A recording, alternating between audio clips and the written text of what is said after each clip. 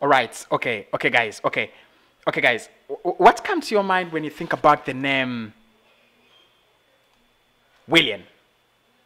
You know, I have been having a couple of issues, problems, real problems these days. Valentine gone wrong. My channel is not working. Everything seems to be wrong. Story ideas are not coming. What exactly do I want to do with this channel? Do I want to do rumors? Do I want to do explanatory videos? Do I want to do interviews? What exactly do I want to do? So many problems, huge in my head, as small as it is. But I found an idea, and this is the first problem I'm dealing with. How can we unleash Willian, and what's the problem with Willian? Let us get the party started. My name is Kosi, and welcome back to Kosi's Arsenal podcast. This is the first video I'm going to do about my problems, but I promise there's so many problems I have. One with Mikel Arteta, another one with Pepe, another one with Lacazette. I'll start with this one, with Willian. And it's going to be an explanatory video trying to see how Willian has moved through his career. Is he been a mediocre that we have not actually noticed? Or he is a high-profile player that has actually failed to click at Arsenal? Do me a favor, smash the like button, get your subscriptions in, and give me your thoughts about Willian. Seriously, we need to talk about Willian. It's been almost half a season and he has not clicked. When he joined Arsenal, all of us thought, at least me as a person, and many Arsenal fans out there thought, we had signed a winger, we had signed another Alexis Sanchez. We had brought in a player who had a lot of potential, a player who was able, or who would be able to turn Arsenal around. But finally, things did not work. And make no mistake, everyone, absolutely everyone, whether you work for AFTV or UDT or TROOPZ, everybody danced around when Willian signed. At least I remember those sorts of dances. I still remember them. But things have not worked out for Willian. And my question is why? Are we playing him in the wrong way? Are we not the right club for him? Is he here for the money? There are so many questions, and I think we need to look into some of the opinions and see whether we can actually get an answer for that. First and foremost, let us read this from The Sun. It was in 2019, August 28th, when The Sun wrote that badwill Chelsea fans tell pathetic Willian to get out of our club after he tweets message marking 200 Premier League games. This was in 2019, in August. Lucky enough, 1 year later, he signs for Arsenal as a free agent. And the deal was, actually, the stories are that Arsenal offered him a 3-year contract and Chelsea were offering him a 2-year contract. Now, that is where the question began. If we signed a player who was that good, why is it that Chelsea were easily interested in letting him go? Yeah, they wanted to give him a new contract and so on, but they never fought for him. So that's the biggest question. Why didn't they fight for him? Because he was one of their main players, if I'm not mistaken. Like, would you take Messi away from Barcelona without a fight? That's a big question. Would you take Kevin De Bruyne without a fight from Manchester City? Or would you take Marcus Rashford from Manchester United without a fight? You would bet on that. Now, I've been looking at a couple of things, statistics and opinions as to why Willian never clicked at Arsenal, or why, as of now, he hasn't been clicking, or he hasn't clicked at Arsenal. And the first thing, we're going to be looking at an opinion from Vevo, or from Vervo, something like that, depending on how you want to call them. And it's basically an opinion on why Willian is not clicking at Arsenal. Basically, what we need to do, should we give up on the player, or there is still hope, there is still chance for Willian? Now, this is the opinion. He says, as an Arsenal fan, I think it's time to stop obstructing Nicola Pepe's minutes on the right of Arsenal's front three, and either deploy Willian on the left with the ability for him to cut inside onto his strong right foot with Saka at number 10. Preferably, however, Arteta should try the newly signed experienced winger at number 10, like he was deployed against Sheffield United with the same front three in front of him. For example, for me, actually says for me, the ex-Chelsea man is a combination player who thrives when he gives, when he is allowed the space to turn and run at an opposition defense with the option to link play with his teammates. Now, that's and this is a big question. That is where we ought to start from. Are we playing Willian wrongly? Are we playing him as a player who who is going to be working in tight spaces, small spaces, yet he wants a lot of space when he wants a lot of room to run? Are we using him? Because the fact is, he started brilliantly well against Fulham. He recorded 3 assists. It was so good. It was a bright start. He was the man we wanted. What the hell happened after that? Let's just go in front. He says he is not good as a right winger when he's forced wide onto his albeit strong foot. He is not so good at beating defenders one-on-one, thus struggles to create many meaningful chances from these positions. The hierarchy at Arsenal, including Edu Gaspar, is said to have been infatuated with the Brazilian ever since his days at Corinthians, all the way back in 2006. Would prefer him in the middle rather than as a wide man. They see him playing the role of a midfield creator, filling the half spaces behind opposing midfields. Now, this is where the problems come in, because behind the striker, now we have 2 very talented, promising players. One is Martin Odegaard, who actually needs to get game time for us to convince him that he has a place at Arsenal. At least he needs to feel wanted, and I think he has far more great potential than Willian at the moment.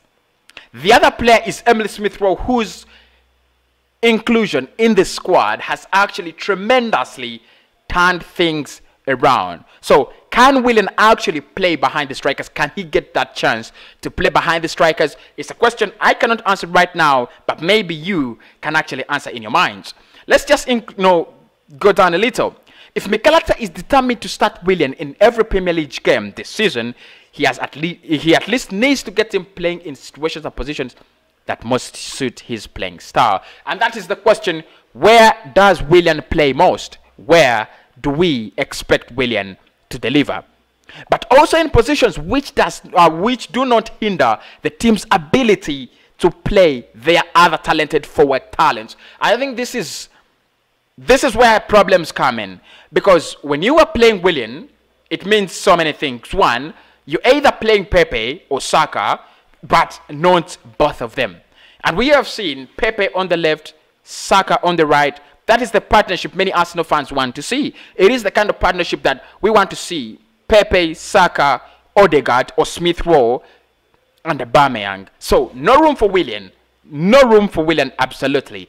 But it is a big question. Do we need to sell Willian? Is it time for Willian to leave this football club? I've been looking at his statistics as well, and I think it is another area where we need to look at and see, what do the statistics say at Arsenal? Is he completely failed in every aspect, or we are looking at him as a failure because he's not scoring goals and creating chances? It's been, it's a fascinating question that I wanted to ask myself, and actually I did ask myself, are we blaming Willian for the lack of goals, for the lack of assists, or actually there is something he is doing wrong that actually is killing his game? So let us just go at Infogol and try to see what exactly is Willian offering to Arsenal. Yeah, here we go. Good. He's played 12 matches and come off the bench 6 times. Those are almost 18 games. He's played 1,096 minutes, and he's played an average of 61 minutes per game. He has a 6.4 rating at Infogol, which I don't think is fair enough. I think his rating could be around 5.5, something like that, something like that. But anyway, I have no issues with that. Let us look at his attacking side of the game. He scored no goals for Arsenal.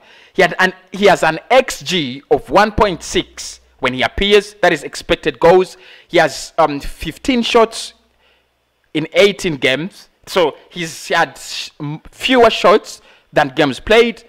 2 shots out of 15 are on target and 9 shots are off target. He has 4 blocked shots. He's been offside 3 times and fouled 5 times. So, you know, for me, what this shows me about Willian is basically he is a player. One, he has been fouled 5 times. This is a winger. This is a player who wants to play as a number 10. That means you must have the ball. You must carry the ball with you a lot of the time. But if you're fouled 5 times and you've actually done nothing in the rest of you know, the attacking field, then it doesn't add up. And the truth is, the attacking statistics of Willian are awful, aren't they? Very awful.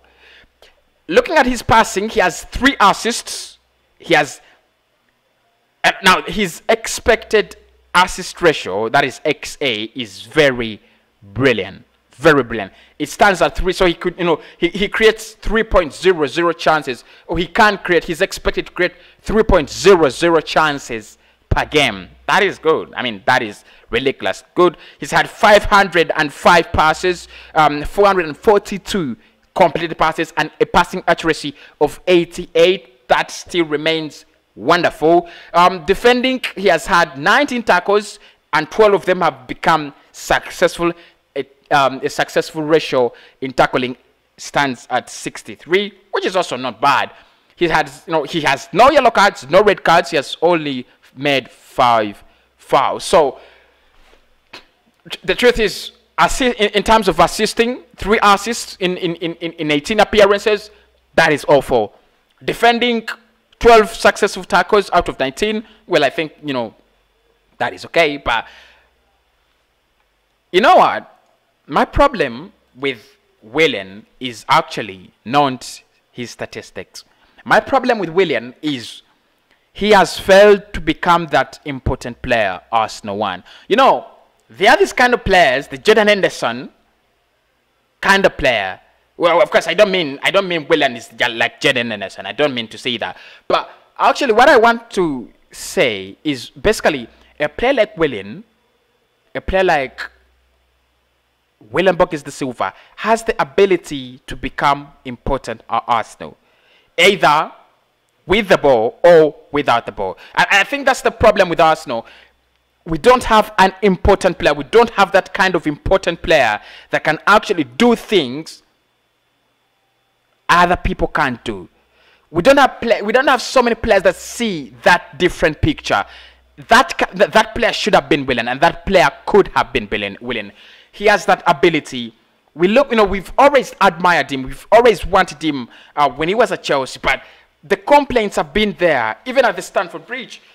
Many Chelsea fans said he is not the player we want. He is average. But because we are Arsenal, we went ahead to try. We wanted to try. Of course, we were in a little bit of a predicament financially, and we needed creativity and so on. So I think we might not blame so much, maybe, the transfer decision. But again, the question is Willian the kind of player that should be at Arsenal? For now, I think no. Real Betis is interested, and a couple of other players, you know, in football are interested. So probably we could sell him in the summer, or because he is at 3 years, 120k, which is a week. That is a lot of money. That's ridiculously, you know, a lot of money. But anyway, that is Willian, and I'll come back and I'll talk about someone else. Smash the like button on this video, and I'll speak to you in the next one.